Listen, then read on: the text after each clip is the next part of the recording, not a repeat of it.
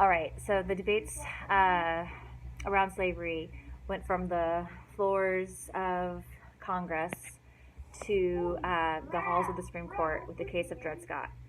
What happens is Dred Scott was an enslaved person from Missouri, but he spent most of his life in free territory. He was the person who owned him was a army surgeon, and so he was stationed at a fort in the Free Territory of Minnesota.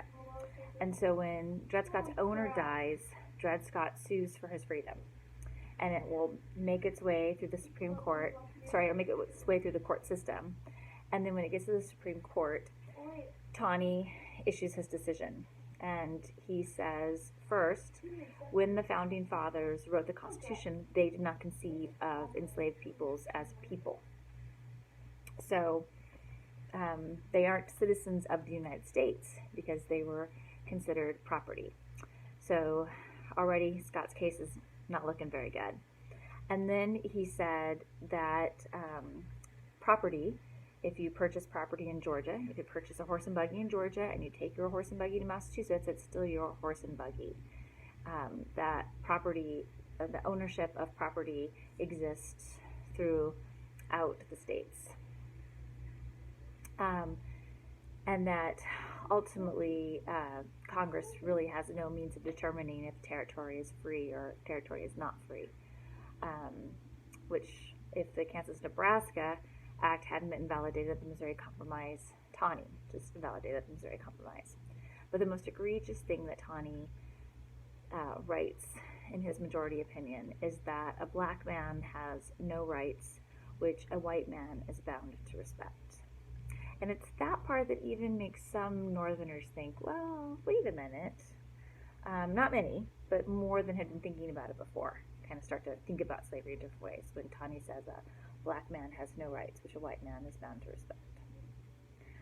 Just kind of a fun fact about the Dred Scott case. When a president is sworn into office, it's the Chief Justice who swears the president in. And so when Abraham Lincoln was sworn into office, Taney, the person who issued the majority opinion in this Dred Scott case, he swore Abraham Lincoln in, and Abraham Lincoln followed the precedent of other presidents and used a Bible. And so when he put his hand on his Bible and swore the oath of office there with Taney, he became president in 1860.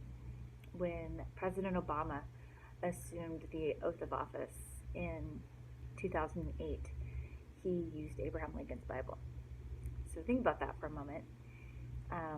The person who had said a black man has no rights, which a white man is bound to respect, who had said that black men aren't citizens of the United States, in part because they're deemed property. In 2008, a black man put his hand on that Bible and became president of the United States. That's some pretty cool kind of like circular history there. So if you have any questions, you can put them in the discussion board. I hope you're doing well. Take care.